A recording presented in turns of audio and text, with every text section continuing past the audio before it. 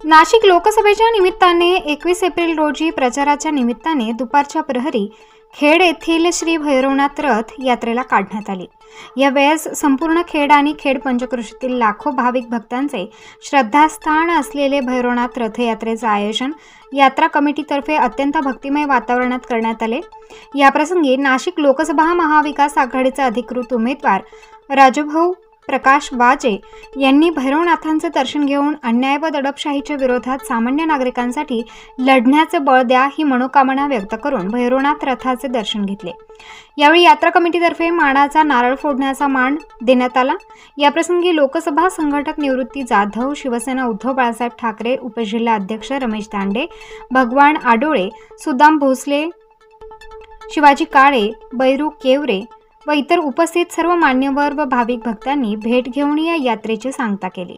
आज इगतपुरी तालुक्यातील खेडभैरव येथील श्री सिद्ध भैरवनाथ महाराजांच्या रथाचा मिरवणुकीचा कार्यक्रम संपन्न होत आहे आणि उद्या मोठी यात्रा आहे। परंतु साधाबादप्रमाणे आम्ही सर्वजण रथोत्सवासाठी इथे आलेलो आहोत। मी सर्वांना मनपूर्वक शुभेच्छा देतो। आज खेडभैरव नाथाची उद्या यात्रा आहे आणि परंपरेनुसार या ठिकाणी दरवर्षी ही रथाची मिरवणूक या ठिकाणी निघते।